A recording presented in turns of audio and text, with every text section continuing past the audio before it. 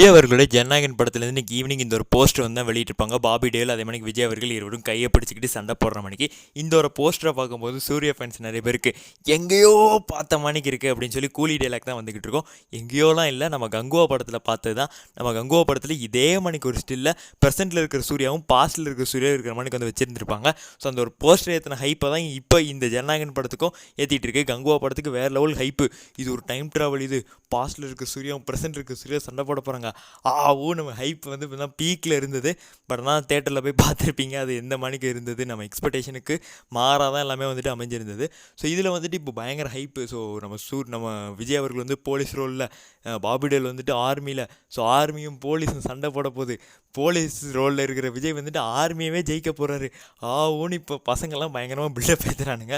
So பில்டப்லாம் பயங்கரமாக ஏற்றிட்டு இருக்கானுங்க. ஸோ தேட்டரில் போய் பார்த்தா தான் அது என்னன்னு சொல்லி நமக்கு வந்து தெரியும். ஸோ போஸ்டர்ஸை எதுவுமே வந்து நம்பாதீங்க. ஸோ அதான் இப்போ வந்து ஒரு சூர்யா ஃபேனாக விஜய் ஃபேன்ஸுக்கு நம்ம வந்து சொல்ல விரும்புகிறது. So Surya fans point of வியூலேருந்து போஸ்டருக்கும் படத்துக்கும் சம்மந்தமே இருக்காது. போஸ்டர் வந்துட்டு ஒரு ஹைப் ஏற்றுறதுக்கு விடுறது. ஸோ அதை பார்த்தோமா ஜாலியாக இருந்தோமான்னு விட்டுருங்க. போஸ்டர் வந்து ஒரு ஃபோட்டோ ஷூட் எடுத்து முடிச்சிருவாங்க, இல்லை எடிட்டிங்கில் முடிச்சிருவாங்க. பட் ஆனால் படத்தில் இருக்கிற கதைக்கும் போஸ்டருக்கும் சம்மந்தம் இருக்காது. ஸோ அதனால் அதை நம்பாதீங்கப்பா. அதான் நம்மளோட ஒரு ரெக்வெஸ்ட்டு. ஸோ இதுக்கப்புறமா அது பாபிடேலை பற்றி சில விஷயங்களை சொல்லுங்கள்.